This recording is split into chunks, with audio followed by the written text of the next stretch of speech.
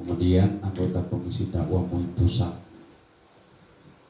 kemudian Sekretaris Dewan Suria IKD, kemudian trainer dai dan manajemen masjid. Yang lebih penting lagi adalah penulis. Jumlah bukunya mungkin lebih banyak daripada jumlah umurnya. Ini nggak usah. Ya hampir ini lah, dikit lagi udah mau nyamai Imam Nawawi. Imam Nawawi umur sedikit tapi bukunya bisa 300. Nah ini untuk standar Indonesia belum pernah saya temukan ini Ustaz. Jadi umur segini sudah bisa menulis buku jumlahnya 54 judul. Ini atau kurang belum update. Oh berarti 57. Ya, ini belum terupdate ya. Ternyata lebih terupdate informasinya daripada yang ditulis di sini. Iya, itu yang perlu kita salut. Salut menulis buku. Itu artinya semua yang beliau lihat itu bisa tertulis. Bahkan kalau beliau mimpi bisa jadi ketulis. Saking barokahnya. Kalau Imam Syafi'i itu kalau masuk pasar ditutup telinganya itu. Tujuannya supaya jangan kerekam. Karena apa yang masuk dia lihat pasti kerekam. Makanya ditutup. Kalau beliau mungkin masuk kemana saja pasti kerekam dan ketulis. Itulah jadi sebuah buku. Dan itu tidak gampang ya. Menjadi seorang penulis itu tidak gampang. Banyak orang bisa berbicara, tapi belum tentu ia bisa menulis. Kalau ini dua-duanya. Jadi bisa ngomong belum tentu bisa nulis, bisa nulis belum tentu bisa ngomong. Dan itu paling banyak dai di Indonesia. Kalau beliau selain bisa nulis juga bisa ngomong. Itu ya. Ya itulah dari sempurna itu. Jadi selain dakwah bil khutbah juga bil kitab. Nah tentu hadirnya beliau di depan kita ini ya sudah merupakan contoh. Ternyata ada orang yang tidak hanya bisa berbicara, itu juga bisa ditulis. Orang itu kalau berbicara mungkin setelah selesai dari sini bisa hilang. Tapi kalau dia menulis itu berapa turunan yang bisa menikmati hasil karyanya. Bahkan ulama-ulama dahulu itu mereka itu nulis. Imam Nawawi, Imam Syafi'i. Kalau bukan karena tulisannya, mungkin kita belum tentu bisa mengenal siapa mereka. Jadi menulis merupakan karya yang luar biasa. Bahkan tafsir di saat fikih kalau bukan karena tulisan, mungkin kita tidak bisa membaca. Kita mungkin hanya bisa mendengar apa kata Ustaz itu. Nah ini. Nah di sini beliau akan membawakan tema yang berjudul menjadi dai yang andal.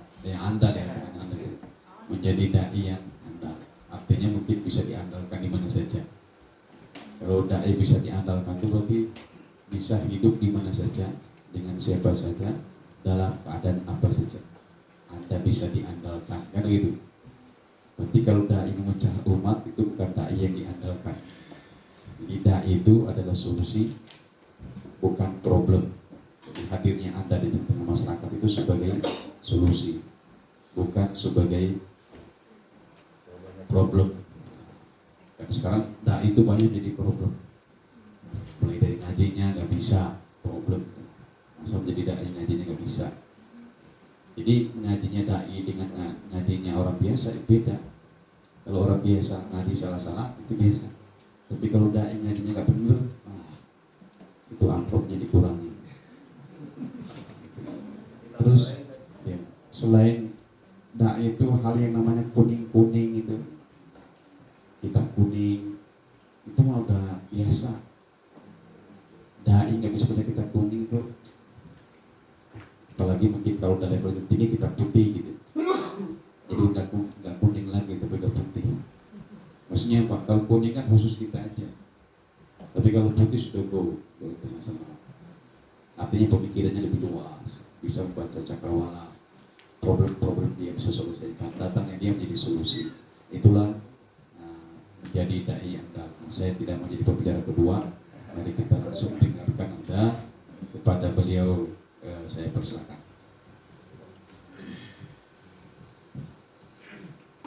Assalamualaikum warahmatullahi wabarakatuh. Alhamdulillahirabbil alamin alladzi an'amana bi ni'matil iman wal islam. Asyhadu an la ilaha illallah wahdahu la syarika lah wa asyhadu anna Muhammadan abduhu wa rasuluh la nabiyya ba'da. Amma ba'd. Kayaknya baterainya nih.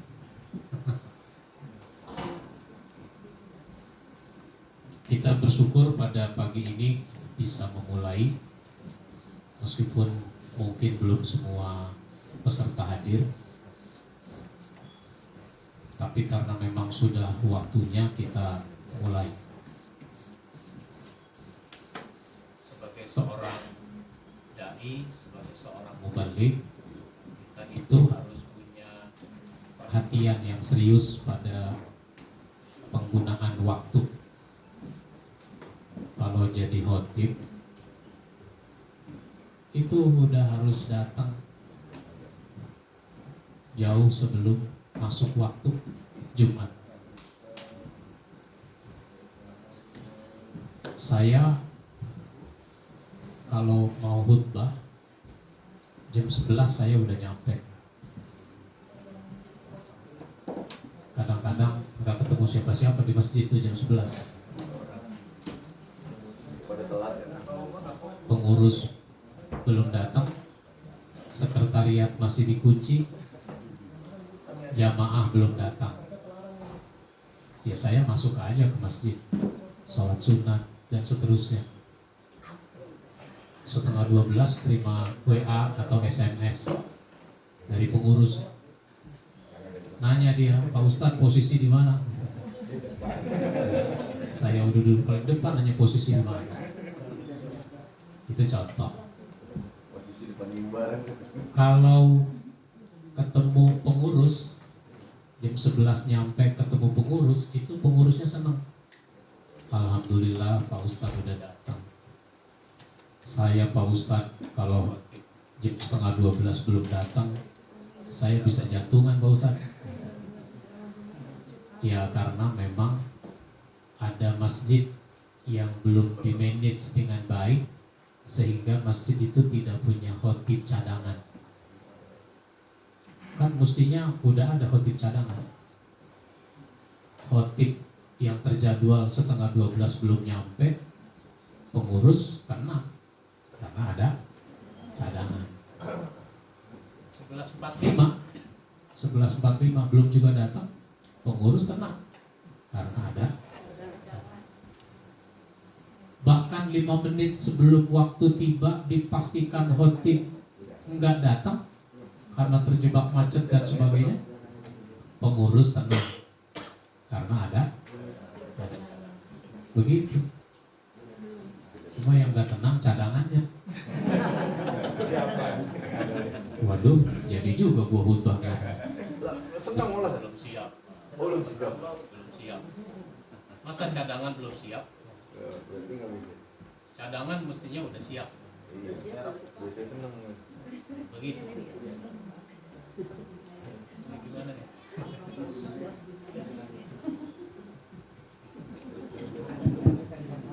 Anunya, Hah?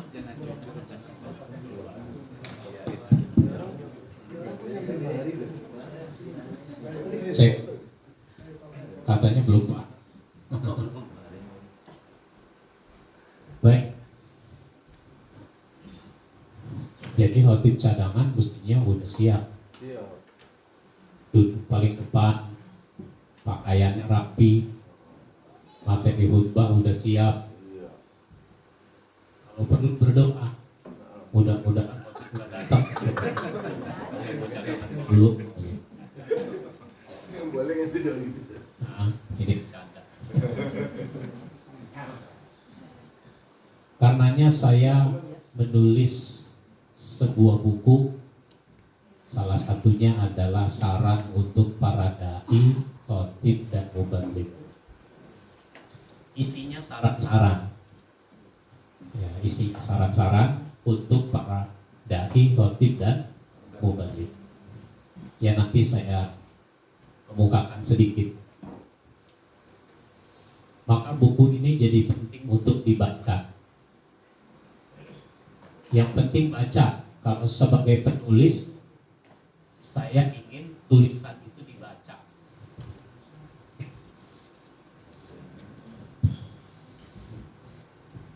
Sebagai penulis itu ingin tulisannya dibaca. Jadi nggak mesti beli, baca. Karena ada juga orang udah beli buku tapi belum dibaca. Plastiknya aja belum dilepas.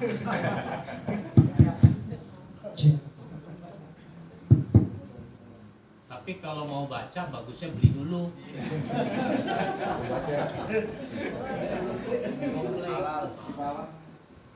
Karena kalau pinjem suka munyai. Buku gua lu mana kok belum juga dipulangin? Kapan minjem? Emang gua kapan pinjem? Itu 2 minggu yang lalu. Lah itu bukan lu ngasih katanya. Aduh. Baik. Jadi kalau begitu beli aja dulu. Mau dibaca mau enggak terserah. Baik. Bukunya ada di bawah. Pada waktu ta'aruf saya mengemukakan bahwa dakwah itu mulia karena melanjutkan tugas Nabi. Dakwah itu penting karena mau mengubah orang dari keadaan yang apa adanya kepada yang seharusnya. Ada orang awam, kita ubah jadi paham. Yang repot kalau ustadznya awam, gitu aja. Gimana Ustaz? Orang pelit mau kita ubah jadi dermawan. Mau kalau ustadznya pelit bagaimana? Begitu seterusnya. Dakwah itu dibutuhkan. Semua kita membutuhkan dakwah. Karenanya kalau kita laksanakan tugas dakwah itu imbalannya sangat besar, yakni pahalanya sangat banyak. Namanya pahala itu kan keutamaan. Jangan salah paham terhadap keutamaan. Kalau ada orang tidak sholat, benci sholat, enggak sholat, saya dakwah sama dia. Ternyata dia jadi senang sholat. Lalu dia pelajari sholat sampai bisa, dan dia pun melaksanakan sholat. Dia dapat pahala nggak dari sholatnya? Dapat pahala. Saya juga dapat pahala sholatnya dia. Karena dia jadi sholat dengan sebab saya berdakwah. Kalau ada 10 orang begitu, dapat saya pahala dari 10 orang yang sholat. Kalau ada semasjid, luar biasa. Tapi saya jangan salah paham. Kalau begitu saya mau ngajak orang sholat aja, sayanya nggak usah sholat. Itu bukan cuma nggak paham, tapi gagal paham. Padahal ini namanya keutamaan. Setinggi-tingginya, sebanyak-banyaknya, sebesar-besarnya keutamaan, itu tidak menggugurkan kewajiban yang harus kita tunaikan. Jadi jangan salah paham. Bulan Ramadan dia ibadah 10 terakhir yang luar biasa. Lalu dapat yang disebut Lailatul Qadar. Nilainya 83 tahun. Habis Ramadan udah gak usah ibadah lagi. Kenapa? Yang itu aja udah lebih. Maka setinggi-tingginya, sebanyak-banyaknya, sebesar-besarnya keutamaan, itu tidak menggugurkan kewajiban yang harus kita tunaikan. Kalau kita mau jadi da'i, mau jadi khotib, mau jadi mubalik, maka setidaknya saya menyederhanakan ada 3 kriteria yang harus dipenuhi. Pertama, memiliki kepribadian yang soleh. Mau jadi dai, mau jadi khotib, jadi mubalik, kitanya harus soleh duluan. Kenapa? Karena kita mau mengajak orang menjadi soleh, karena kita mau mengajak orang jadi takwa. Masa saya tidak takwa, masa saya tidak soleh, padahal saya mau ngajak. Makanya ada ilustrasi. Jadi dai itu minimal kayak kondektur. Itu minimal kayak kondektur. Jangan kayak calo. Di terminal Kampung Rambutan itu ada calo. Bandung, Bandung, Tasik, Tasik, Banjar, Banjar, dan seterusnya. Orang-orang yang mau ke Tasik naik bis, yang mau ke Bandung naik bis, yang ke Banjar naik bis. Calonya? Calonya enggak. Orang udah nyampe ke Tasik, dia masih di Kampung Rambutan. Jadi dai jangan kayak calo. Ngajak orang takwa, dia sendiri tidak takwa. Ngajak orang sedekah, dia sendiri pelit. Ngajak orang menuntut ilmu, dia sendiri nggak nambah-nambah ilmunya. Dan kadang-kadang ini penyakitnya dai itu nggak suka dengerin ceramah, sukanya menceramahi. Dengerin ceramah nggak suka. Giliran hadir juga di masjid dekat rumahnya, baru 5 menit tuh ustadz ceramah dia udah ngantuk duluan. Duduk paling depan lagi. Udah paling depan ngadep jamaah lagi. Kan dia di tembok tuh di depan, nyender. Dia yang ngantuk duluan. Makanya ayat tadi disampaikan, ya ayyuhalladzina amanu lima taquluna ma la taf'alun kabura maqtan indallahi an taqulu ma la taf'alun. Sebenarnya ayat ini berlaku untuk semua orang-orang beriman. Makanya ayatnya ya ayyuhalladzina amanu. Tidak khusus untuk khotib, tidak khusus untuk mubalik. Bukan, ayatnya bukan ya ayyuhal khutaba gitu, bukan. Tapi untuk semua. Apa artinya? Setiap muslim saja itu harus konsekuen. Apalagi khotib, apalagi mubalik. Itu harus lebih konsekuen. Karena dia harus jadi teladan. Allah nggak suka sama orang yang tidak konsekuen. Dulu ada orang Yahudi masuk Islam, tapi ada Yahudi yang belum masuk Islam. Yahudi yang belum masuk Islam itu sebenarnya tahu kalau dia harusnya masuk Islam, karena dia sudah baca Alkitab. Maka Yahudi yang belum masuk Islam ini berpesan kepada saudaranya, kepada temannya yang sudah masuk Islam, tetaplah kamu di dalam Islam. Ikutilah Muhammad, karena Muhammad itu benar. Ngomongnya bagus. Lah kalau dia tahu Muhammad itu benar, kenapa dia tidak ikut Muhammad? Kalau dia bilang tetaplah dalam Islam, kenapa dia tidak masuk Islam? Allah nggak suka sama orang tidak konsekuen seperti ini dengan omongannya. Maka Allah turunkan ayat 44 dari surat Al-Baqarah. Atamuruna nasa bil birri wa tansawna anfusakum wa antum tatlunal kitab afala taqilun. Mengapa kamu suruh orang melakukan kebajikan sementara kamu lupa pada diri sendiri? Padahal kamu baca itu Alkitab. Apa kamu tidak berakal? Salah satu buku yang saya tulis itu Asbabun Nuzul tematik, 700-an halaman. Asbabun Nuzul tematik. Saya kasih tambahan tematik karena biasanya kalau kita baca Asbabun Nuzul itu susunannya dari surat Al-Baqarah, Ali Imran dan seterusnya. Di buku ini saya pilah-pilah berdasarkan tema. Nah, ayat ini tadi Asbabun Nuzul itu temanya tema Yahudi. Tema Yahudi, ada tema munafik, ada tema kafir, ada tema hukum, ada tema keluarga dan sebagainya. Semuanya ada 20 tema. Dari 521 latar belakang asbab. Jadi dibaca itu asbabun nuzul. Kenapa? Dia bisa jadi ilustrasi.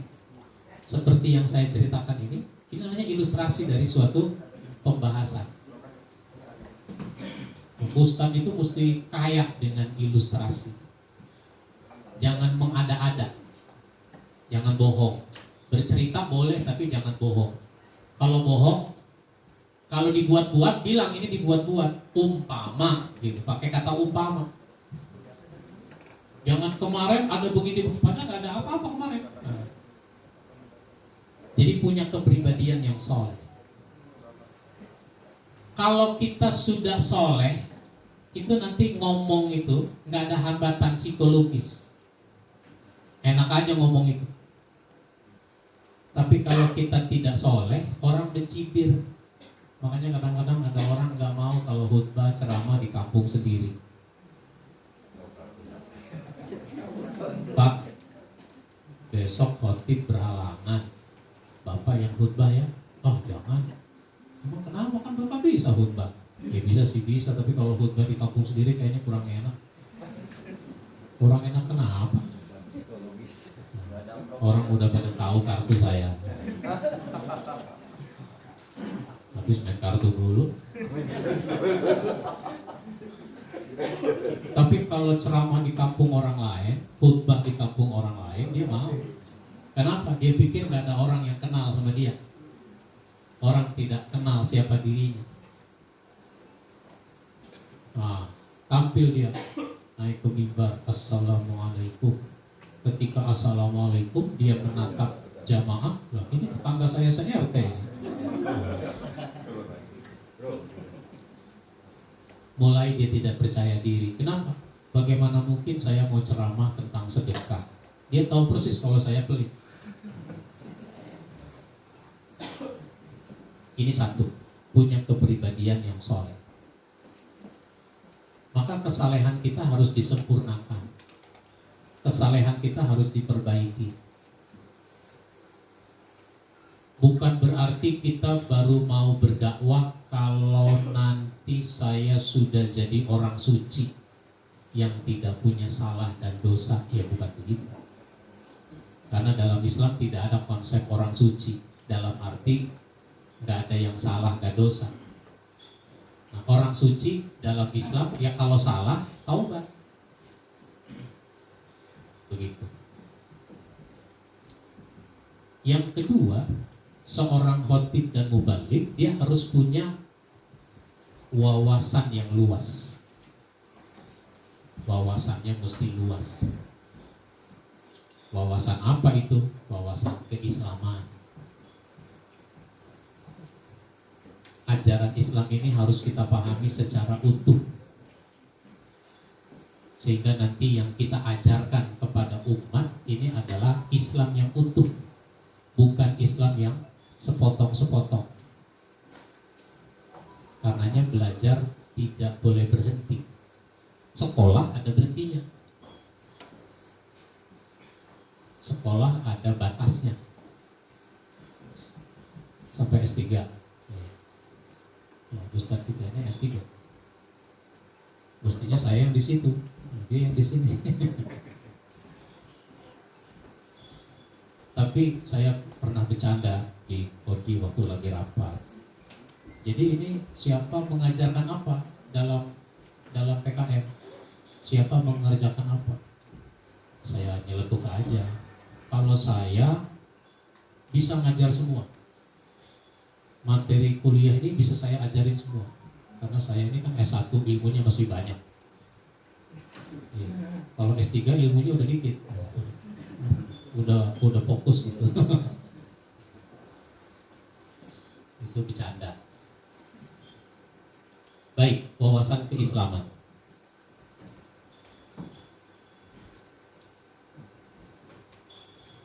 Yang kedua, wawasan kemasyarakatan. Yang kita hadapi ini masyarakat. Namanya masyarakat itu ada anak kecil, ada remaja, ada pemuda, orang dewasa, orang tua, ada yang ketuaan. Ini namanya masyarakat.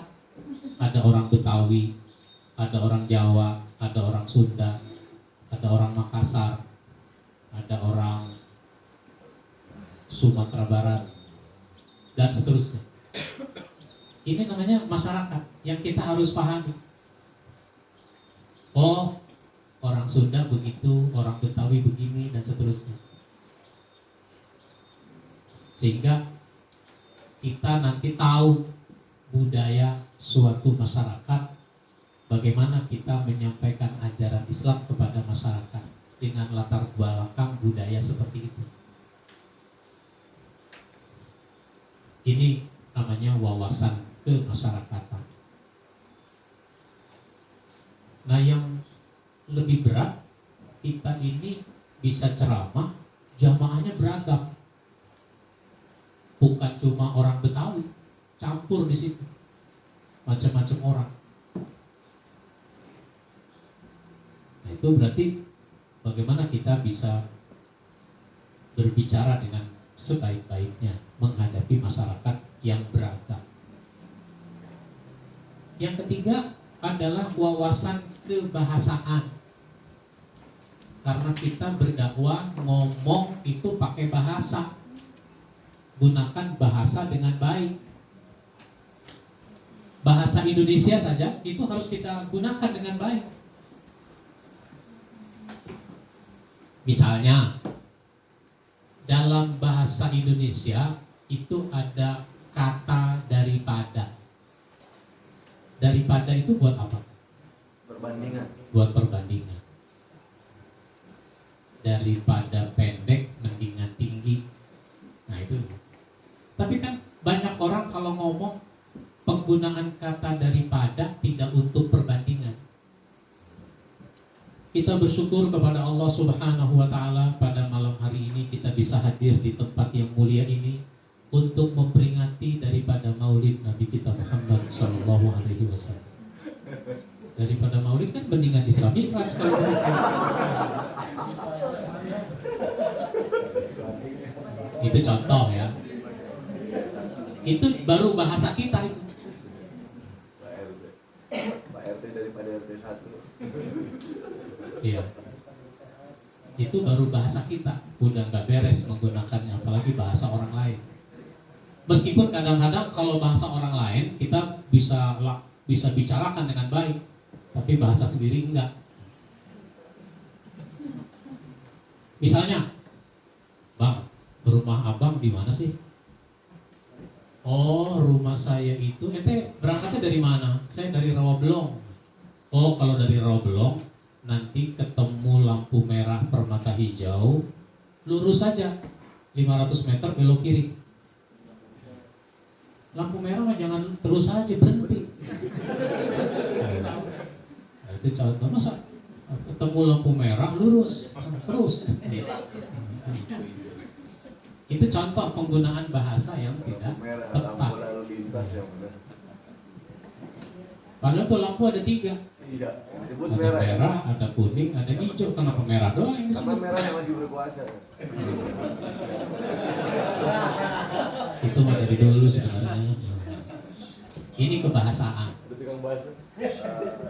Meskipun kita tidak ahli bahasa Arab, karena kita ini ceramah agama Islam yang sumbernya Al-Quran, hadis berbahasa Arab, ya sedikit banyak kita mesti paham juga bahasa Arab itu. Saya juga nggak banyak, tapi sedikit banyak.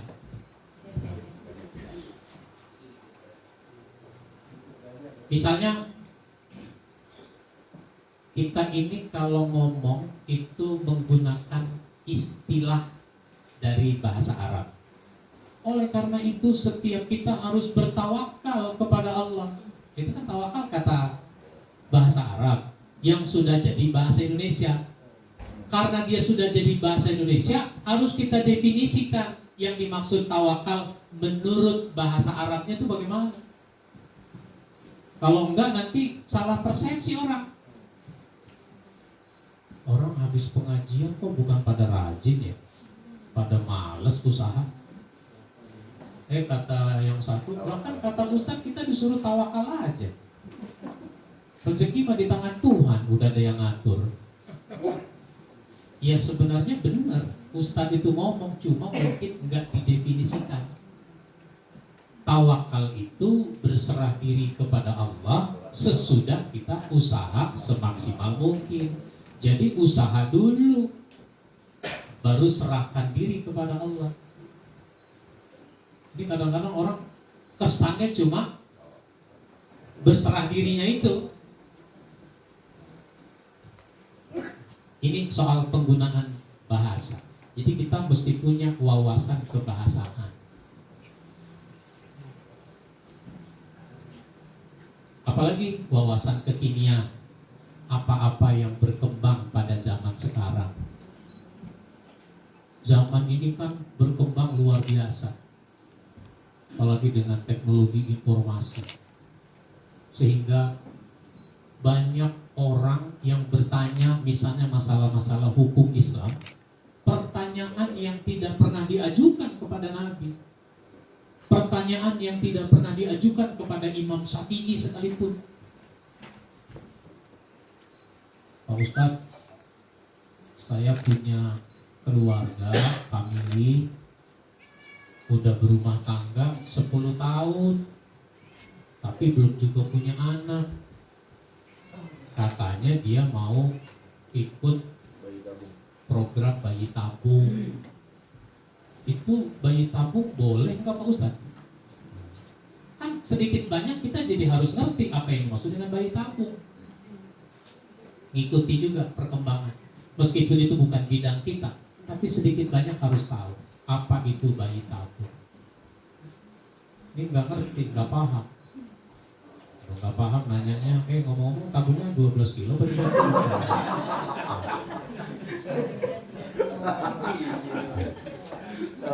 Maka kalau kita nggak bisa jawab, ya jangan dijawab. Karena jadi ustadz jangan asal jawab. Kalau begitu pertanyaannya nanti Pak, nggak sekarang. Jawabannya nanti, nggak sekarang. Saya catat nomor Bapak berapa, nanti saya telepon Bapak atau saya WA untuk jawabannya. Begitu. Jangan terlalu gampang berfatwa. Boleh, nggak boleh, halal, haram, dan seterusnya. Kalau nggak paham jangan. Tapi jangan tiap kali ditanya begitu dulu jawabannya. Itu namanya ustadz yang awam. Apalagi kalau sudah masalah-masalah muamalah, banyak sekali berkembang muamalah itu. Pak Ustadz, kalau beli sesuatu bayarnya pakai COD, bagaimana Pak Ustadz? Nggak pakai duit. Bayarnya pakai COD katanya. COD bukan orang Ciamis.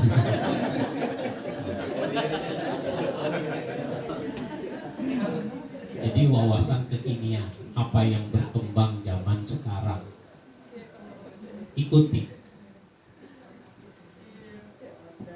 Karenanya menarik kalau masalah-masalah muamalah ekonomi syariah misalnya, itu misalnya membaca rubriknya Dr. Oni Sahroni di Republika.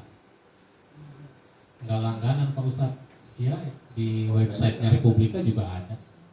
Enggak punya paket Pak Ustadz, beli bukunya.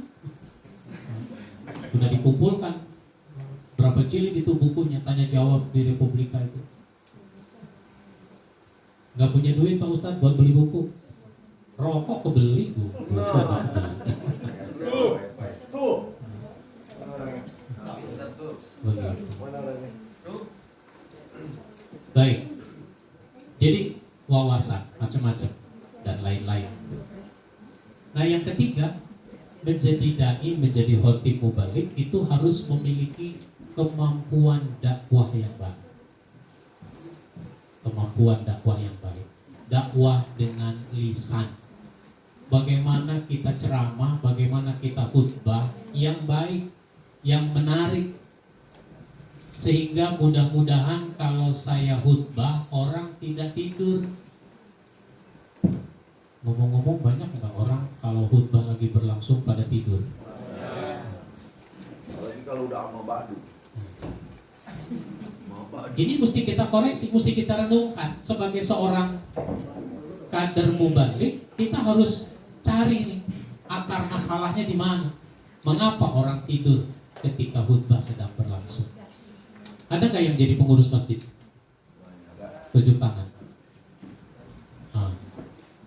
Pengurus masjid pernah nggak rapat membahas mengapa jamaah Jumat tidur ketika khutbah sedang berlangsung? Pernah nggak rapat ngomongin begituan? Biasanya rapatnya ngomongin apa? Ini namanya pengurus masjid yang tidak kreatif. Jadi pengurus masjid juga harus kreatif. Berpikirnya harus berpikir kreatif, yaitu memikirkan apa-apa yang orang tidak pikirkan. Ayo kita rapat, mengapa jamaah tidur ketika khutbah sedang berlangsung? Masjid pasang kamera CCTV nggak? Ada pasang kamera CCTV. Pernah dilihat rekamannya? Nggak pernah. Kenapa? Belum pernah ada maling. Masa masang kamera CCTV mau cari maling? Itu bisa jadi bahan evaluasi. Mari kita setel rekaman dari kamera CCTV pelaksanaan ibadah Jumat. Beberapa kali ibadah Jumat. Misalnya pada bulan Maret. Nah, bulan Maret. Oh, ternyata khotib naik mimbar, jamaahnya baru 60% yang hadir. Lihat, coba buka rekaman yang di luar, yang di halaman. Oh, ternyata banyak yang baru nyampe. Sampai khutbah tinggal baca doa, ada yang baru parkir motor. Nah, ini kenapa ini? Pernah dievaluasi? Enggak pernah. Nah, itu contoh. Jadi kita perlu mempelajari, membiasakan bagaimana ceramah, khutbah secara lisan ini disampaikan dengan baik, dengan benar. Nah, itulah yang mau kita pelajari di PKM ini.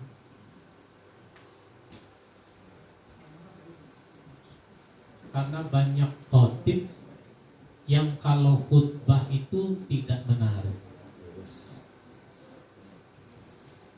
Ceramah, ya apakah ceramah Maulid, ceramah Isra Mi'raj, ceramah Ramadan dan seterusnya. Kalau gaya ceramahnya menarik, tapi isinya masalah. Apa yang diceramahkan?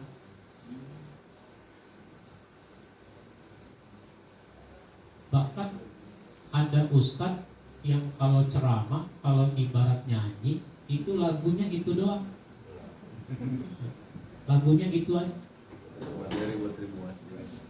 Kalau Roma Irama nyanyi, apa yang sudah dinyanyikan di satu panggung, dia nyanyikan lagi di panggung yang sama. Di pada kesempatan lain, dia tetap aja menarik. Enak, karena lagu. Lah kalau ceramah, itu kan bukannya lagu. Sehingga ada ustadz, jadi ada penutupan pengajian menjelang Ramadan. Ustadz itu ceramahnya begini. Terus si ustadz itu diundang lagi acara halal bihalal, pembukaan pengajian sekaligus di musola yang tidak jauh dari masjid itu. Masih di lingkungan masjid itu, musola itu. Musola kan sebenarnya unitnya masjid. Ternyata si Ustadz itu ceramah halal bihalal, materinya sama dengan penutupan pengajian. Lalu saya nanya, kemarin ada halal bihalal ya di musola itu? Iya. Hadir ente? Hadir. Bagaimana ceramahnya? Sama sama pengajian, penutupan pengajian sama persis. Padahal jamaahnya itu juga. Baik. Nah terus dakwah dengan tulisan, menjadi khotib, menjadi mubalik, meskipun sebenarnya dakwahnya lisan, tapi dakwah dengan tulisan juga harus dimiliki kemampuannya. Kenapa? Ada saat si ustadz diminta menulis teks khutbah. Misalnya nih, diminta khutbah Idul Fitri, diminta khutbah Idul Adha, panitianya minta teks untuk diperbanyak, dibagikan ke jamaah karena mereka menganggap Idul Fitri, Idul Adha ini spesial. Ustadznya nggak bisa nulis teks. Ini kejadian betul ya. Sekian tahun yang lalu, saya nggak kenal nama orang ini. Dia nelpon saya terima telepon, nggak ada namanya di handphone ini. Dia baru sekali ini berarti nelpon saya. Lalu dia memperkenalkan diri, ini Ustaz Ahmad Yani, iya. Saya ini, dia sebut namanya. Saya juga udah lupa tuh namanya siapa. Dia sebut namanya. Saya mau minta maaf Pak Ustadz, ini udah beberapa hari sesudah Lebaran. Minta maaf Pak Ustadz, minta maaf apa? Nelpon baru sekali ini, kenal juga enggak. Begini Pak Ustadz, Lebaran kemarin kan saya khutbah Idul Fitri di satu masjid. Panitia minta saya nulis teks khutbah, saya nggak bisa nulisnya. Saya tapi janji, ya 2 minggu lagi lah. Ya ditungguin sama panitianya 2 minggu lagi. Dan 2 minggu lagi ditagih. Gimana Pak Ustadz? Udah? Oh, seminggu lagi deh. Begitu. Ini udah mau Lebaran, seminggu lagi mah. Ustadz kan mengedarkan teks khutbah. Jadi teks khutbah Ustadz itu saya pakai, namanya saya ganti pakai nama saya. Jadi saya mau minta maaf karena sudah mengambil teks khutbah Ustadz, namanya pakai nama saya. Saya bilang ini bukan soal boleh nggak boleh, bukan soal maaf memaafkan. Ini bukan soal maaf memaafkan, tapi ini soal nama baik Bapak sendiri. Kan kalau begitu namanya Bapak jadi plagiat. Make aja nggak apa-apa, tapi kalau udah mengganti nama itu yang tidak etis. Banyak orang pakai teks khutbah saya, tapi nggak sampai begitu. Ini sebuah contoh. Si Ustadz itu merasa tidak bisa bikin teks khutbah. Ramadan kemarin mau Lebaran, saya udah sebarkan teks khutbah. Ada seorang ustadz, saya tahu dia sarjana. Dia nanya, terima kasih Ustadz teks khutbahnya, saya boleh nggak mengganti dengan nama saya? Saya tidak jawab. Pertanyaan ini tidak saya jawab. Kenapa? Pertanyaan yang tidak memerlukan jawaban. Sebab apa? Sebagai sarjana dia juga tahu itu nggak boleh, kan kita masa nanya lagi. Dan skripsinya plagiat. Ya. Isinya plagiat. Sekarang ini zamannya media sosial, ada WA, ada Facebook dan sebagainya. Kan harus ada dakwah dengan tulisan, bukan cuma nge-share foto. Nge-share foto saja harus dikasih keterangan. Keterangan itu tertulis. Nah, kontribusi kita dakwah di media sosial itu apa? melalui tulisan. Jangan cuma nge-share tulisan orang yang kadang-kadang kita nggak baca lagi. Ketika orang pertanyakan, loh, saya juga belum baca, saya cuma nge-share doang. Masa kelas ustadz begitu? Atau dia nge-share tulisan orang. Ya, contoh saja lah. Saya nulis tulisan-tulisan pendek, lalu ada ustadz menyebarkan tulisan itu. Cuma nama saya sudah dihapus. Jadi itu tulisan disebar tanpa nama penulis. Yang nge-share itu ustadz juga, misalnya. Kan dia share di grup murid-muridnya, di grup jamaahnya, kan dipuji-puji itu sama anggota grup itu. Padahal itu bukan tulisan dia. Yang jamaahnya menganggap itu tulisan dia. Jadi dakwah dengan tulisan. Nah sekarang kalau kita mau jadi dai yang andal, pertama niat yang ikhlas. Sehingga kalau niatnya sudah ikhlas, tugas-tugas yang berat itu akan terasa jadi ringan. Tapi kalau tidak ikhlas, yang ringan juga bisa jadi berat. Mu'az bin Jabal ditugaskan oleh Nabi berdakwah ke Yaman. Waktu mau berangkat ke Yaman itu, nampak raut wajah Mu'az bin Jabal itu sedih. Kenapa sedih? Ya bagaimana enggak sedih? Karena harus berpisah dengan Nabi, berpisah dengan para sahabat, pergi untuk waktu yang lama. Maka Rasulullah berpesan, la tajza, inna jaza'a minasyaitan. Kamu jangan sedih, karena sedih itu dari syaitan. Bukan berarti orang gak boleh sedih. Sedih yang sampai menghambat apa yang harus dilakukan. Karena saya sedih gak jadi ya, saya berangkat. Nah, itu namanya sedih yang dari syaitan.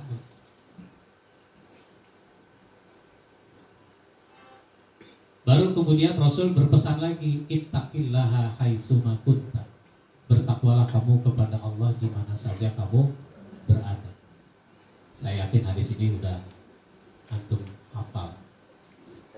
Jadi Rasul itu berpesan begitu, takwa kamu kepada Allah di mana saja kamu berada. Rasul enggak berpesan apa? Kamu nanti di sana dijemput di perbatasan negeri oleh si Anu, nanti kamu nginep di rumah si Anu, makannya sama si Anu. Enggak begitu. Enggak ada cerita begitu. Kalau saya berdakwah ke daerah-daerah keliling Indonesia, itu udah jelas. Tiket saya dikasih. Sampai di bandara sana dijemput. Habis dijemput, kadang mampir dulu di rumah makan. Habis dari situ baru diantar ke hotel. Mu'az bin Jabal itu nginepnya di mana nggak jelas, nggak ada cerita itu, nggak ada cerita fasilitas. Jadi dakwah itu jadi terasa ringan kalau kita ikhlas. Yang kedua, sabar. Seorang dai harus sabar. Saya nggak mau lagi dah datang ke sini. Masa datang jauh-jauh, jam aja cuma 8 orang. Jangan. Itu namanya dai yang tidak sabar. Memang ada sambutan pengurus masjid. Saya pernah ngalami itu. Datang mau ceramah, jamaahnya nggak begitu banyak. Pengurus masjid ngasih sambutan, Pak Ustadz mohon maaf, Pak Ustadz datang jauh-jauh tapi jamaahnya sedikit. Mohon dimaklum, memang di sini ngajak orang ke pengajian susah Pak Ustadz. Ngomongnya pakai speaker, suaranya keluar. Saya bilang, Pak, sebenarnya buat saya ini jamaah udah banyak. Peserta 25 orang ini buat saya banyak. Cuma ini masjidnya kegedean. Sehingga terasa kita jadi sedikit. Coba kalau di ruangan yang lebih kecil, terasa banyak ini.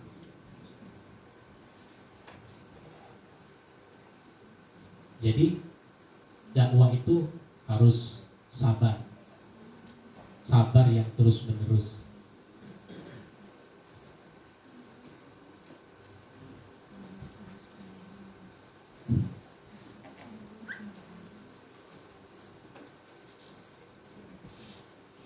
Kenapa nggak terus? Melek. Sabar. Dari sabar. Sabar. Ujian kesabaran. Coba Pak, buka itu deh. Melek. Jadi kalau orang sabar, kalau orang ikhlas, itu dakwah akan berlangsung dengan lancar, berlangsung dengan baik. Bahkan sabar itu harus terus diperkuat. Maka di dalam ayat terakhir dari surat Ali Imran, ya ayyuhalladzina amanusbiru wasabiru warabitu. Sabarlah kamu, kuatkan kesabaran. Harus sabar dan harus diperkuat kesabaran. Maka menjadi dai sabarnya mesti banyak. Kata almarhum Kiai Haji Abdullah Syafi'i, sabar itu jangan cuma 3. Sabar itu harus banyak. Kalau cuma 3, sekali gue bisa sabar, 2 kali gue bisa sabar, 3 kali habis sudah kesabaran gue, katanya. Karena cuma 3. Ya, yang keempat, yang ketiga, Tiga dulu. yang ketiga, selalu siap, selalu siap, selalu siap. Siap dari sisi apa? Siap dari sisi materi. Jadi ustadz, jadi khotib, jadi mubalik, selalu siap dari sisi materi. Jangan bingung mau ngomong apa tuh, jangan bingung. Ini ada ustadz lulus PKM, lulus PKM. Dia mau ceramah cuma dikasih tema oleh panitianya. Bingung dia, sehingga dia minta tema, minta materi kepada, termasuk kepada saya nggak tahu kepada yang lain. Ini contoh saja bahwa orang mestinya merumuskan dulu sendiri. Habis merumuskan itu minta masukan. Ustadz, saya mau ceramah, temanya ini rumusan saya, ada masukan nggak Pak Ustadz? Begitu mestinya. Jadi orang harus selalu siap dari sisi materi apa yang mau dibahas. Saya membantu para khotib, para mubaligh. Saya nulis buku khutbah itu, satu buku isinya 54 khutbah. Idul Fitri, Idul Adha termasuk. Bukunya ada 7. Seandainya 50 saja, itu kan berarti 350 materi. Gak habis-habis tuh. 350 materi. Belum lagi ceramah Ramadan. Saya bikin 3 buku, tapi 2 buku digabung jadi 1, terbitan ulang. Jadi itu 90 materi. 90 materi. Belum lagi buku kayak ini, 170 materi dakwah pilihan. Ada lagi satu buku 160 catatan materi dakwah, cuma bukunya habis, harus dicetak ulang. Itu sifatnya membantu. Jadi dari segi materi siap. Apalagi kalau kita ceramah, khutbah sering di masjid itu, punya si catatan, dibuka catatannya, ini udah, ini udah, ini udah, sampai akhir halamannya ini udah. Apalagi yang gue mau omongin, kehabisan materi. Jangan. Orang bikin acara apa saja kita siap materi. Pak Ustadz, ini ada acara di rumah. Acara apa? Acara syukuran pindah rumah. Saya undang Ustadz untuk ceramah di ada Ustadz yang saya undang untuk ceramah. Cuma baru aja dia ngasih kabar bahwa ada keluarganya meninggal, jadi dia nggak bisa datang. Ustadz kan alumni PKM ya? Iya, ya kalau gitu udah Pak Ustadz aja yang ceramah. Ya dari segi waktu sih bisa, tapi kalau syukuran pindah rumah apa materinya? Kalau khutbah nikah sih saya siap. Kalau orang pindah rumah mau diseramain perkawinan.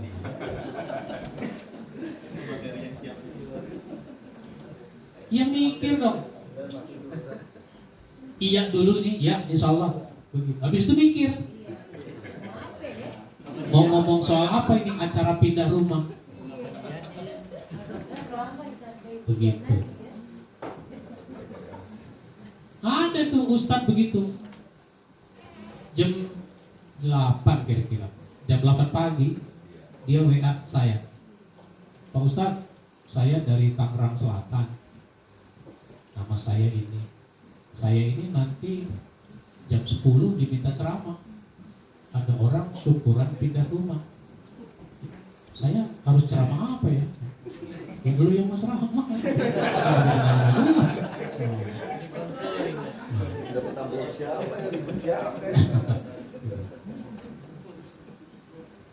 Itu artinya jadi ustadz tapi tidak siap materi. Giliran gak dipanggil ustadz ya kesel. Dipanggil ustadz nggak siap materinya. Ribetin banget.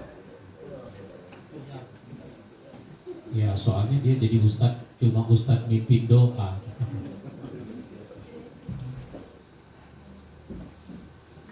Yang kedua dari sisi penampilan itu juga harus siap dari sisi penampilan. Ya penampilan yang standar apa sih? Pakai celana panjang, pakai baju. Ya mau pakai baju koko silakan, mau pakai baju batik boleh, lengan panjang lebih baik, pakai peci, itu namanya selalu siap tampil dari sisi penampilan. Kenapa? Saya ngalami ada saat hari ini saya nggak punya jadwal ceramah. Ada satu hari itu di mana saya nggak ada jadwal ceramah. Meskipun nggak ada jadwal ceramah, yang namanya peci, pakai baju lengan panjang, itu saya selalu siap. Memang begitu jadi penampilan sehari-hari. Nggak terus pergi pakai kaos gitu biasa aja. Saya berangkat dari rumah jam 9. Di tengah perjalanan itu ada yang nelpon, Pak Ustadz, zuhur ini ada ceramah nggak? Nggak ada. Ya kalau gitu ceramah di kantor saya. Ini ustadznya berhalangan yang hari ini. Nah, gitu.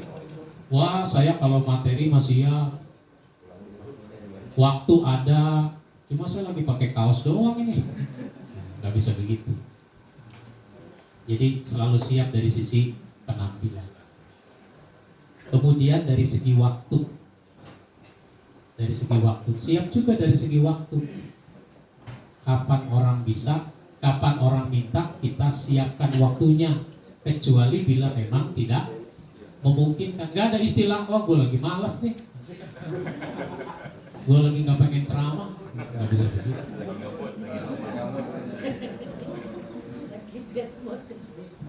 Karena waktu, maka kita harus atur ini waktu. Ya mohon maaf, saya suka mendapati ada ustadz-ustadz itu seperti orang bilang ngejar setoran. Ceramah dalam jumlah jadwal yang banyak, sehingga terburu-buru. Misalnya nih, dia ceramah maghrib sampai isya di suatu masjid, maghrib sampai isya. Habis isya dia mau ceramah lagi. Ceramah di sana itu harus cepat. Akhirnya apa? Dia sebelum isya atau pas isya, memang benar pas isya dia berhenti, selesai. Ya namanya orang ngomong kadang-kadang lewat juga, lewat waktu isya 5 menit, berhenti dia, selesai, wassalam. Kan azan, ketika azan bukan dia ikut sholat, dia berhenti. Itu pantas juga enggak? Saya tanya, ada acara di mana lagi Pak Ustaz? Di Pamulang. Di Pamulang. Jadi dari rumah saya di Kebonjeruk, Kelurahan Sukabumi Selatan, ke Pamulang. Nah itu, terburu-buru. Menurut saya itu namanya dia tidak bisa memanage waktu. Saya pernah ceramah maulid malam hari. Biasalah namanya maulid, ada barzanji. Selesai barzanji baru pembukaan Al-Fatihah, kemudian baca Quran, ada sambutan-sambutan. Jam 9.21 itu baru selesai. Barzanji, baca Quran, sambutan 9.15 selesai. Lalu ceramah. Saya penceramah kedua. Ada penceramah pertama. Penceramah pertama itu ceramah sampai jam 10.15. 22.15. Dia bilang, cukup ceramah saya sampai di sini karena saya masih ada acara lagi. Udah jam 22.15 masih ada acara lagi. Dan dia menyebut, saya mau ada acara lagi di Bekasi. Nah, saya ceramah di Kelapa II, Kebonjeruk, dia mau ke Bekasi. Kalau saya dari segi ngatur waktu, saya nggak bisa begitu. Cukup saya satu tempat saja. Kalau saya nggak bisa dan dia nggak bisa mengubah waktu, ya kalau begitu saya rekomendasikan. Ini ada Ustadz si ini, ada si ini, ada si ini, kasih nomornya. Begitu. Ini kadang-kadang ada juga yang merusak acara, orang. Barzanji belum, ceramah duluan. Habis sholat isya langsung ceramah. Lah orang-orang anggapannya paling barzanji dulu, paling sambutan dulu, sehingga orang-orang tuh ada juga yang mungkin dari masjid lain, dari musola itu belum hadir. Ketika dia datang, ustadznya udah. Nah itu.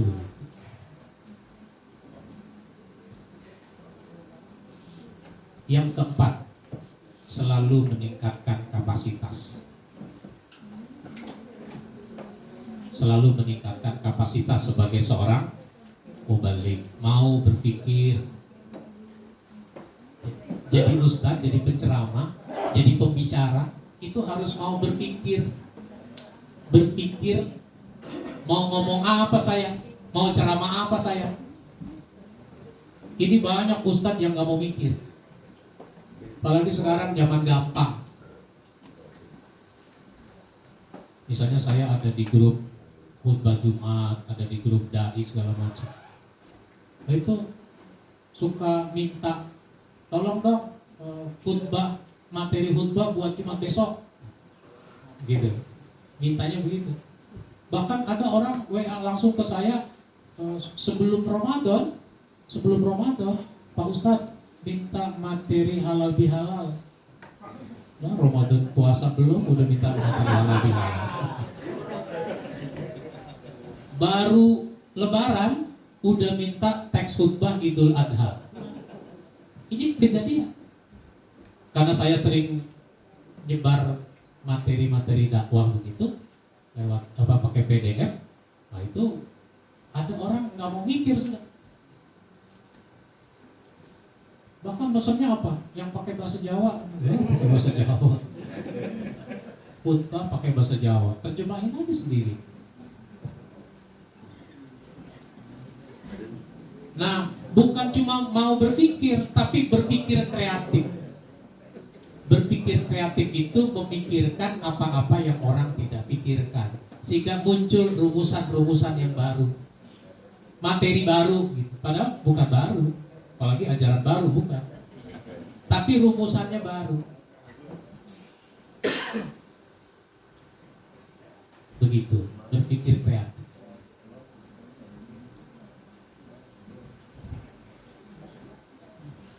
Nantilah kita bicarakan bagaimana merumuskan materi dakwah itu. Lalu yang kedua, dalam konteks meningkatkan kapasitas itu kecepatan berpikir.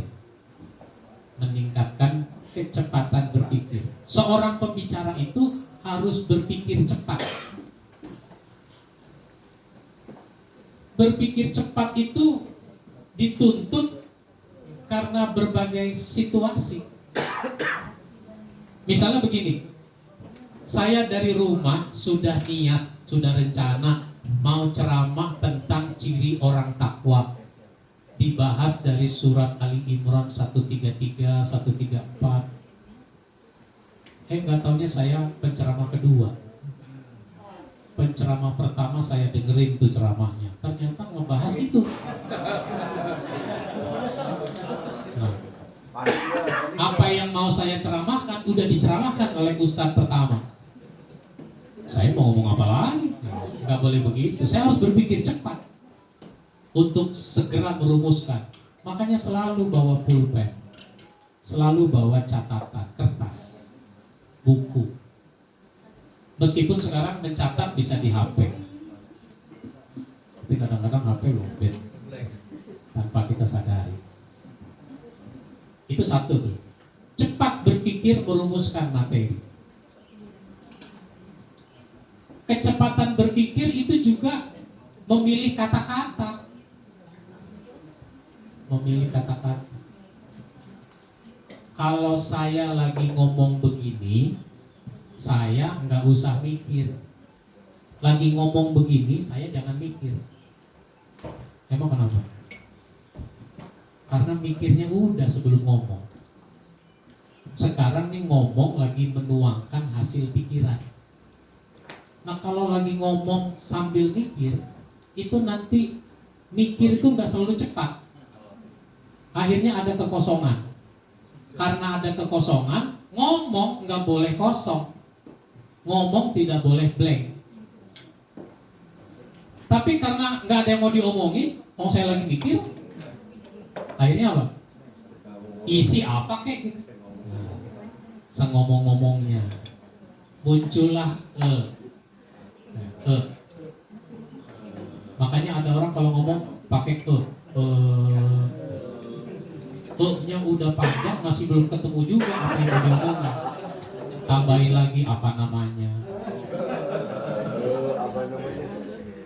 Itu sebabnya apa namanya? Itu telat mikir namanya. Jadi kalau lagi ngomong seperti ini jangan mikir. Kenapa? Mikirnya sudah sebelum ngomong. Sekarang ngomong lagi menuangkan hasil pikiran. Yang ketiga, merumuskan dan mencatat. Kalau mau jadi dai, rumuskan materi sehingga kita nanti kaya dengan materi, punya koleksi materi. Acara apa juga sudah ada materinya. Kalau boleh saya umpamakan, orang ceramah itu kayak toko serba ada.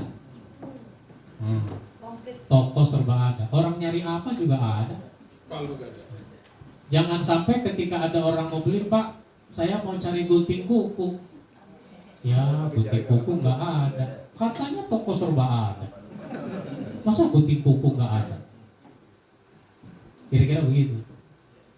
Pak Ustadz minta ceramah bisa? Kapan? Nanti ini jam 10. Ini kan baru jam 8. Emang kenapa kok mendadak? Ustadznya berhalangan mendadak. Ada keluarganya meninggal, jadi dia nggak bisa datang. Oh bisa. Acara apa? Acara syukuran pindah rumah. Wah. Yang tadi. Saya kalau ceramah soal kematian sih bisa.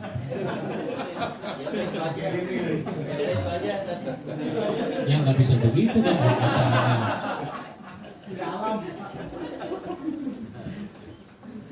Maka kita ini harus punya koleksi materi dari sekarang nih, dari sekarang. Seandainya saya nanti membimbing praktek ceramah, saya nanti polanya mau bikin ceramah mendadak. Ceramah mendadak. Saya kan bikin kursus dakwah di Hairul Ummah, tempatnya di Masjid Al-Insan, Patal Senayan. Programnya 4 bulan, seminggu sekali. Bayarnya 1 juta, dapat buku. Itu saya praktek mendadak, biar supaya peserta itu tertantang. Peserta saya minta menulis kata apa saja boleh. Misalnya kata benda, tulis rumah, ada yang nulis masjid, ada yang nulis sekolah, ada yang nulis baju dan sebagainya. Kata benda atau kata sifat, misalnya sombong, jujur, itu kan kata sifat. Misalnya kata kerja, makan, tidur, dan sebagainya. Nah, kan saya tinggal ambil aja satu kata. Nah, apa ini? Makan. Siapa yang ceramah? Tinggal ambil namanya, arisan nama. Namanya Muhammad Anwar. Silakan Muhammad Anwar maju ceramah tentang makan. Begitu. Terserah dia mau ngomong apa, yang penting bisa dihubungkan dengan kata makan.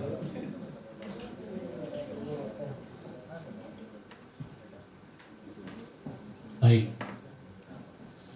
Maka materi itu kan ilmu sebenarnya. Maka ilmu itu dicatat. Karena cara mengikat ilmu itu dengan mencatat. Sebab apa? Ada orang misalnya menghadiri saya ceramah di suatu masjid. Katakanlah tadi tentang fungsi rumah. Pak Ustadz, saya tempo hari hadir di Masjid Al-Ikhlas. Ustadz kan ceramah tuh tentang masalah rumah. Itu saya ingin tema itu dibahas juga di masjid saya, di Masjid At-Taqwa. Kapan? Nah, disebut hari tanggal. Oh oke, insyaallah. Ini tentang rumah, iya. Saya tuh udah lupa ceramah tentang rumah tuh apanya tuh waktu itu di Masjid Al-Ikhlas. Nah, nggak boleh begitu, nggak boleh lupa. Maka saya, oh iya, tentang rumah ya ini catatannya. Maka saya tidak suka kalau mencatat itu di kertas selembar, karena itu ada potensi hilang. Saya lebih suka di buku kecil, manual saja, buku catatan. Ya katakanlah buku seukuran ini. Baik, penguasaan materi yang banyak. Jadi materinya harus banyak. Acara apa saja siap. Materi yang banyak itu dalam satu momentum itu pun ada banyak pilihan. Misalnya ceramah maulid, bikin materinya 5 tema, 7 tema khusus maulid gitu. Sehingga nanti kalau saya penceramah pertama, kalau saya penceramah kedua, materi yang mau saya sampaikan udah dibahas oleh ustadz pertama, tenang saya, kenapa? Ada lagi, mau 7 kali ceramah saya bisa. Kira-kira begitu. Cuma penceramah yang ke-8 yang saya bingung gitu.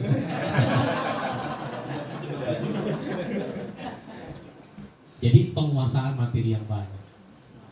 Materi ceramah nikah itu juga ada banyak pilihannya tentang akad nikah, tentang khutbah nikah atau nasihat perkawinan. Ada tuh keluarga anak pertama nikah, saya yang diminta ceramah. Anak kedua nikah lagi, saya diminta ceramah.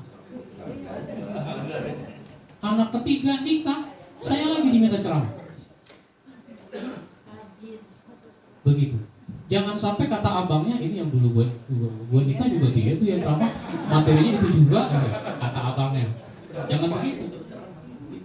Anak nomor 1 saya ceramah, temanya ini. Anak nomor 2 ceramah, temanya terus begitu. Orang dulu bapaknya kawin, saya yang ceramahin.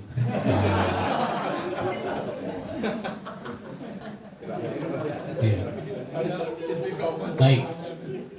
Terus memperkaya kosakata. Orang ceramah itu harus kaya dengan kosakata, sehingga kata-kata itu seperti tangki yang berisi air dengan penuh. Itu keran dibuka, ser. Kadang-kadang keran dibuka, tangki masih kosong sambil ngisi. Yang ini keluar, yang itu enggak. Ceramah itu enggak boleh begitu. Tangkinya udah penuh. Ngomong ini ser gitu, mengalir kata-kata itu. Enggak pakai mikir lagi udah otomatis aja. Dalam bidang apapun itu ada yang sifatnya kayak otomatis itu. Orang main bulu tangkis itu kalau dia lagi mau nepuk itu dia lihat nggak koknya dia lihat nggak? Udah otomatis aja gitu, nggak ada istilah khawatir nggak kena gitu. Kenapa? Karena yang dia lihat adalah lawan, posisinya di mana tuh lawan. Kalau posisi di tengah dia oper ke kiri atau oper ke kanan dan seterusnya begitu. Ini kosakata. Dari mana tuh mau banyak kosakata? Dari membaca. Kalau kita membaca itu banyak kosakata. Jadi nggak ada gitu kalau ngomong. Apa namanya? Tapi ada Pak Ustadz, orangnya pintar, gelarnya profesor doktor, tapi kalau ngomong nya banyak juga. Orang pintar itu kadang-kadang kalau ngomong tingkat kehati-hatiannya tinggi. Takut salah. Kalau saya S1 salah, namanya juga S1 kan gitu. Tapi kalau S3 salah gimana? Gimana S3 kok ngomongnya begitu kan gitu. Baik. Menambah pengalaman dakwah. Jadi kalau kita makin banyak pengalaman, makin banyak mimbar yang sudah kita gunakan, itu makin bagus nanti kita ceramah itu. Makin berkurang sisi negatifnya, makin banyak sisi positifnya. Itu pengalaman. Orang yang baru sekali ini ceramah dengan yang udah 50 kali ceramah, itu beda rasa. Pengalaman itu menjadi sangat penting. Saya mau Pak Ustadz ceramah biar supaya banyak pengalaman, cuma nggak ada yang ngundang. Emang siapa yang mau ngundang? Orang tahu juga enggak, ente bisa ceramah. Ya kalau begitu jadi dai tanpa diundang. Aslinya dakwah ya begitu sebenarnya. Menjadi dai tanpa diundang. Ini udah diundang masih kagak datang. Yang nggak datang kalau uzur sih nggak apa-apa. Jadi pengalaman itu penting. Maka kalau ada peluang, jangan suka ditolak. Ada kesempatan, jangan ditampik. Pak, Ustadz baru saja ngasih kabar, dia nggak bisa datang. Nggak nyampe deh. Jadi Bapak aja yang khutbah ya, atau yang ceramah. Jangan. Katanya Bapak ikut PKM. Iya sih. Ya baru begitu-begitu doang PKM. Belum bisa saya. Lah kalau Bapak udah ikut PKM belum bisa, apalagi yang lain. Saya tuh nggak berani ngomong begitu. Dan ini pengalaman. Saya dulu menikah hari Ahad. Senin, Selasa, Kamis, Jumat. Saya sholat Jumat di masjid dekat rumah mertua. Ternyata 5 menit sebelum masuk waktu dipastikan khotib tidak datang. Pengurusnya nengok kanan, nengok kiri, kayak ada yang dicari gitu. Saya duduk agak di belakang. Dia nengoknya begini, balik badan. Wow. Dia melihat saya, bangun dia dari tempat duduknya, menghampiri saya. Ente khutbah ya, khotib nggak datang nih. Saya nggak berani berkata tidak. Sebab kalau saya berkata tidak, saya khawatir nanti omongan dibalikin lagi. Lalu bukannya mahasiswa IAIN? Iya. Lah masa mahasiswa IAIN nggak bisa, nggak siap? Emang tukang jahit yang mau disuruh khutbah? Karena daerah mertua saya itu konveksi, banyak tukang jahit. Saya khawatir dibalikin begitu. Iya saja, iya boleh. Bagi saya itu kesempatan, itu peluang yang tidak boleh disia-siakan. Soal apa yang mau dikhutbahkan, ya udah mikir kalau begitu. Saat itu mikir. Masa iya? Kan setahun 54 khutbah yang kita dengar. Setahun 54 khutbah, 52 Jumat, 2 Idul Fitri, Idul Adha. Itu baru setahun. Ini ikut sholat Jumat udah berapa tahun? Masa iya nggak ada barang satu yang nyangkut? Nah, jadi saya khutbah. Mungkin dianggap bagus. Tahun depan dijadwal. Itu contoh. Jadi pengalaman itu penting. Ada pengalaman yang tiba-tiba muncul, ada pengalaman yang harus kita cari. Tampil aja di musola, di masjid. Jangan mengganggu jadwal yang sudah ada. Kalau habis sholat asar, ada yang ceramah nggak? Nggak ada. Ente Pak berdiri, tinggal ngomong sama imamnya, Pak saya minta waktu sedikit ya habis sholat. Mau ngapain? Mau kultum? Oh iya silakan. Nggak apa-apa, nggak ada orangnya. Saya pernah.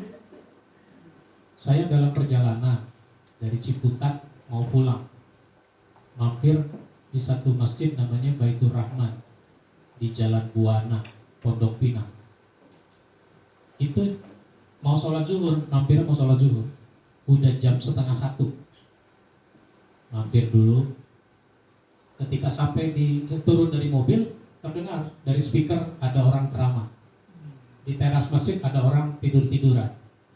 Saya terus kencing, wudu, masuk ke masjid mau sholat zuhur. Ternyata tuh orang ceramah sendirian, nggak ada pendengarnya. Nggak ada pendengarnya, itu betul, nggak ada pendengarnya. Pakai speaker. Ini mau ceramah kayak di radio aja kalau nggak ada orangnya. Tapi bisa jadi orang itu menganggap Masa iya orang yang tidur-tiduran itu enggak dengerin? Masa iya dia langsung pules? Mungkin begitu ya. Baik, itu pengalaman. Lalu menjalin kerjasama. Jalin kerjasama di dalam dakwah. Antum yang jadi pengurus masjid, ini kan nanti peserta ini ada yang praktek. Waktu praktek tuh antum perhatiin, oh boleh juga nih dia diundang kalau tempat saya nih gitu. Antum yang undang temen ini.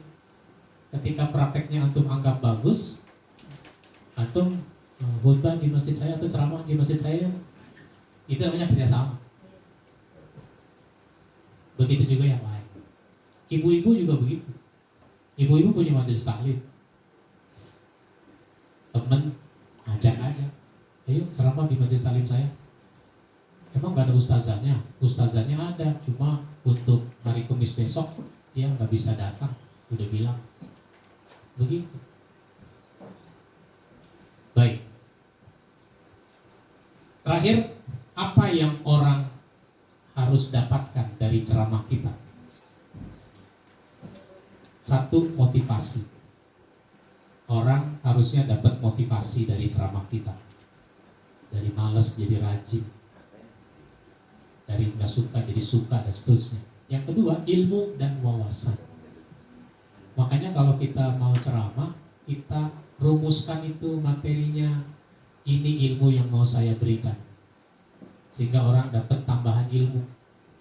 Jangan sampai orang dengerin ceramah nggak dapat apa-apa. Ada, saya mampir di satu masjid, ketemu pengurusnya, saya nanya, orang Betawi dia, Pak, di masjid udah maulid? Udah, beberapa hari yang lalu. Siapa penceramahnya? Disebut namanya. Disebut namanya. Bagaimana ceramahnya, Pak? Karena orang Betawi, jawabannya pakai ilustrasi. Ya, itu ceramah Ustadz, kalau ibarat sayur asem mah kuah doang katanya. Sayur asem kuah doang enak gak? Enak, seger. Kuah doang enak, seger. Tapi kan yang bagus sayur asem itu ada nangkanya, ada pepayanya, ada melinjonya, ada oncomnya, ada kacangnya, suka-suka ada tetelannya. Nah, ini dia bilang ibarat sayur asem kuah doang. Maksudnya apa itu kalau begitu? Seger doang. Ceramahnya seger doang, hiburan doang, ngelawak doang. Gak dapat ilmu orang. Terus pencerahan. Dari ceramah kita mestinya orang dapat pencerahan. Lalu dapat hiburan. Hiburan tuh gak mesti ngelawak, gak mesti orang tertawa-tertawa, gak mesti. Ya, mau tertawa silakan, tapi yang ada kaitan dengan materi. Jadi kalau kita melucu, ada kaitannya dengan materi. Jangan materinya apa, lucunya kemana. Jadi hiburan. Hiburan itu orang yang tadinya berdosa, dengerin ceramah kita, dia diberi harapan. Sebanyak apapun dosa, Allah Maha penerima taubat, diampuni. Kalau udah diampuni, at-taibu minaz zambi kaman la zambalahu. Orang yang bertobat dari dosa seperti enggak punya dosa. Orang tuh terhibur gitu. Itu juga namanya hiburan. Enggak mesti ngelawak, apalagi khutbah malah enggak boleh ngelawak. Baik, itu yang saya sampaikan. Mungkin ada tanggapan, pertanyaan, saya persilakan.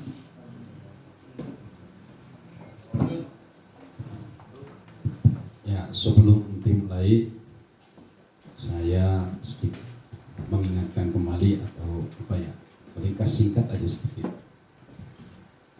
bahwa